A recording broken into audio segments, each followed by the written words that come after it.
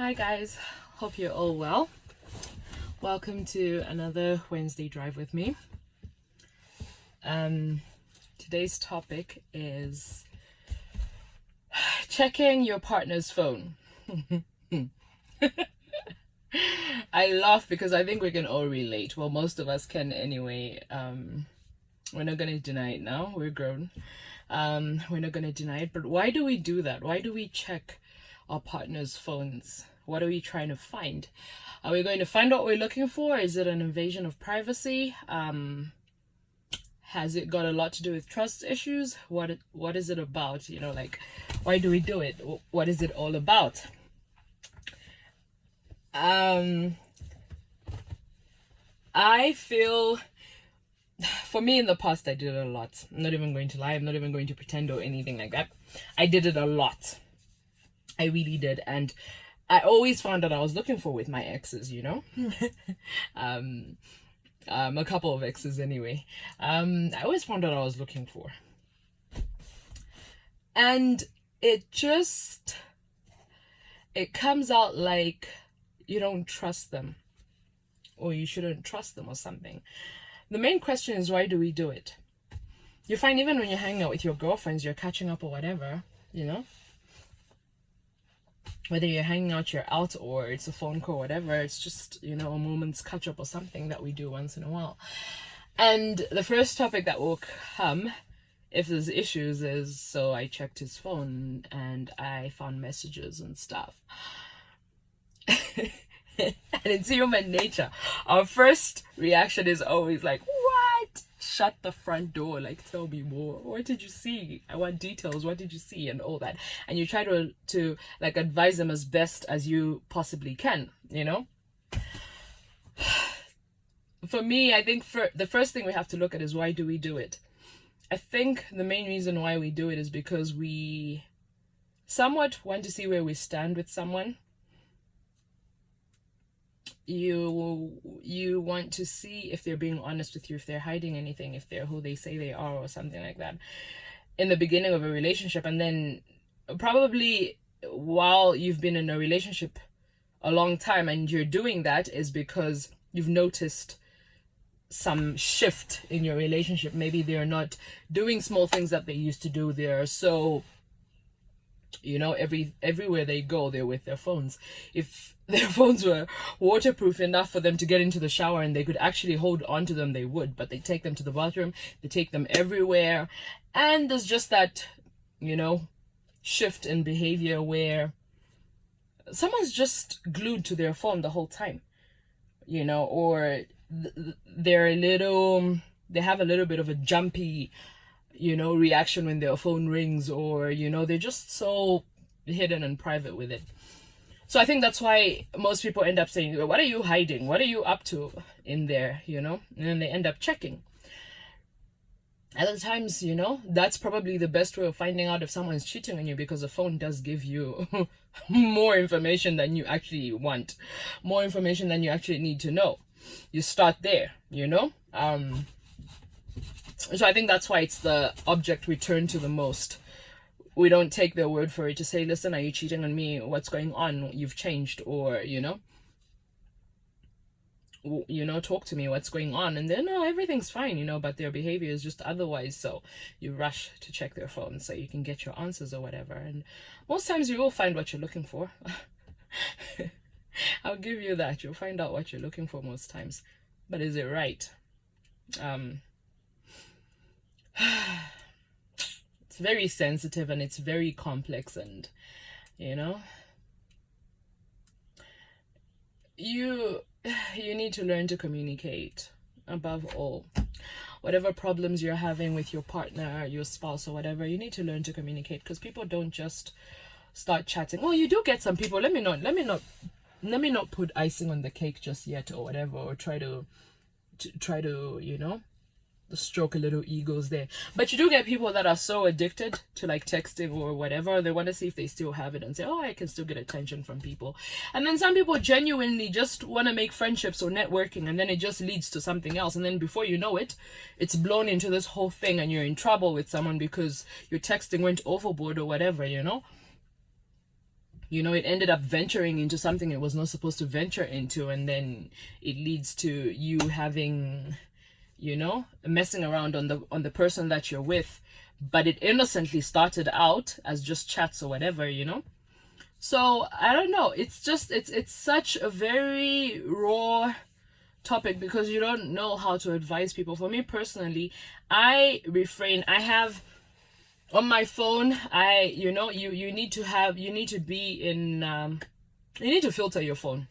You need to be able to see, you know, we're not dumb, you know, well enough to say, even if, you know, you have a friend or whatever, you know well enough to say, okay, this is probably, excuse me, this is probably leading to a topic that it shouldn't lead to, and you back out immediately and be like, no, whoa, brakes, you know, hold it right there. I don't think we should be talking like this or whatever. It shouldn't be allowed to flow and continue. You put the brakes right there and then, and you know, you hold it out and all that. So you need to be able to filter the people that you talk to, especially people of the opposite sex. You do get friends, like genuine friends, obviously, that maybe you've grown up with, and they're more like brothers or they're more like sisters, opposite sex, obviously. Brothers, sisters, you know, and your partner has met them before, and even if they could see your phone or whatever, they'll know, they already know what you talk about in any case, you know, it's catch up and all that, and that's it. And then other friends you just make out of the blues, your partner doesn't even know, and those are the dangerous ones, you know, where you just, like, what are you looking for? You make a friend out of the blues of the opposite sex, and then it's like, what are you chatting about? And you're hiding so much and stuff like that. So if it's not such a big deal, have your partner meet them. If it really isn't a big deal, then that you should be fine with that. If you want to be transparent in it all, then it shouldn't be an issue for you. But if you find that you can't even let your partner meet them, or you find that you're hiding stuff on your phone, you have to delete messages and you have to take your phone to the bathroom or take it everywhere with you, you can't actually just leave it around on the table or whatever, then you know there's something wrong that you're doing. It's not rocket science.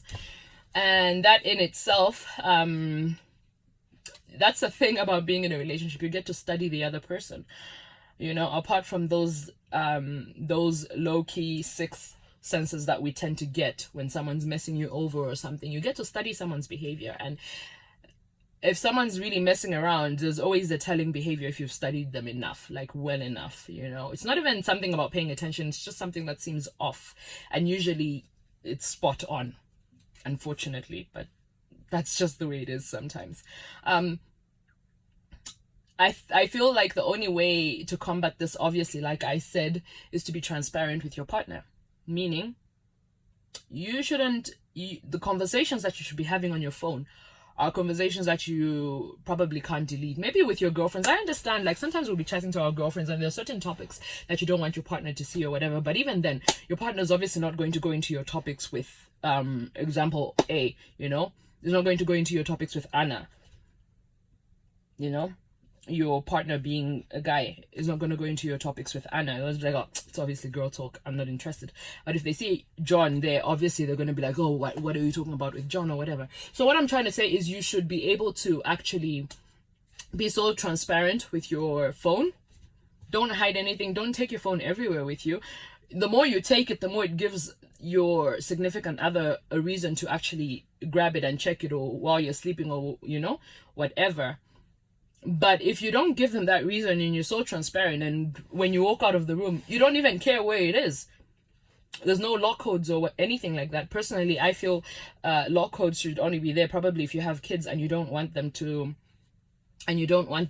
like, you know, be all up in your business, deleting stuff off your phone. Pocket dialing as well is another reason why you should have passcodes and all that.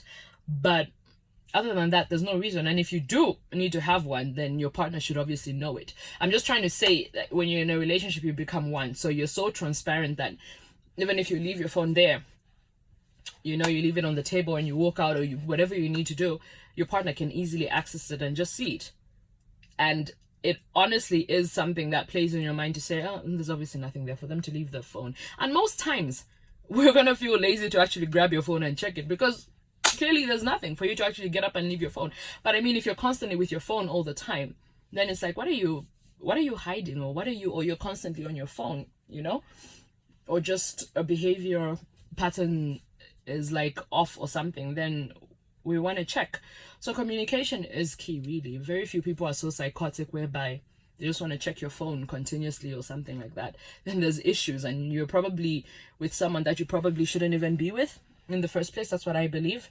If you constantly have to check someone's phone to see where you stand with them, then it means you're with someone that you probably shouldn't even be with, and there's no trust or anything like that. So I feel like it really is just important that you're transparent, and communication really is key. Talk to your partner, tell them you make me feel this way, or you're acting different or whatever, and I don't want to start checking your phone or anything like that. Be open. That's what they're there for. They're supposed to be your best friend or whatever. Tell them, everything, the things that you tell your girls, tell them, or your guys, tell them to say, listen, you're making me feel a certain way, and I'm not happy with how I'm feeling, and I don't want to start checking your phone and acting all psychotic or whatever, but I've noticed a change. What's going on? And if they really want to make it work, and if they're really committed, they will tell you what's going on. They will tell you what's up. I think we've all grown up and we've reached a stage where you don't have to hide things anymore, and you don't have to pretend to want to be in a relationship. Say what you mean and mean what you say. If you're done with someone, you're done. Don't mess around, don't screw around or whatever. What's the point? This stuff always comes out. You always get caught. So what's the point? Is there actually anything that you're gaining from it? What is it? It's just a moment's pleasure that doesn't even last a long time, and then you end up losing someone that's worth more to you than this little short amount of pleasure. So what's the point? So talk about it. The only reason probably why you should talk about it again is because maybe you're not happy in your current situation, and you're seeking that attention elsewhere. Or you're seeking that attention elsewhere because you're not happy with your partner or whatever. But that's what you need to talk about. And if you want out, you say it. You don't mess around with someone and you don't talk to someone else on the side or whatever. You just get out if you want to. Don't mess around with people's feelings, and don't break hearts and stuff. Just get out. And it's as simple as that. So yeah, don't be so selfish and want to be in a relationship on one side and then want to chat on the other side and hurt people's feelings. I just find that to be very selfish and very, I don't know, it's just such a turn off when someone does that and all that, so yeah, that is our topic for today. I think I'm done now. But yeah, so that's what I wanted to touch on, because usually it's like, should we check phones, shouldn't we check phones? Privacy is everything as well. Oh, that's another thing that I wanted to brush up on, privacy. Initially, obviously, people will say, no, don't touch anyone's phone. You're going to find what you're looking for. And a person's phone is a person's phone, and you shouldn't touch their phone. It is true. But you also don't want to be a fool and be like, no, because of privacy, I'm just going to leave your phone and I'm not going to check or anything like that. You don't want to be a fool as well. When you could have known sooner that someone's messing around with you, and you prevent heartache, or you prevent getting all these diseases that you could probably get because someone's messing around on the side. Phones do tell you a great deal, more than your partner would, So I get why people actually check phones, why I used to check phones as well. But like I said, once you meet someone that's honest with you, that's transparent with you, you'll find that you grow up and there's just no need for that. And the trust is so overwhelming that you can't even, there's no need to actually even check someone's phone. They're so transparent, you just see right through them, And most importantly, they're able to just leave their phone on a table and go out for like a few hours or something. They don't care. Well, babe, if whoever calls, please pick up my call or whatever, tell them I'm out. That kind of transparency is what I'm talking about. So yeah, I don't know if I've touched everything I wanted to touch. Mine's all over the place, but I think you get the drill. I think you get what I'm trying to say about phone checking or whatever. It really boils down to communication, trust, and transparency. That is the little triangle of like phone checking, and yeah, that's what it's all about. Okay, thank you so much for joining me. I'll see you next week again on my Wednesday drive. Have a good week and a great weekend. Bye bye.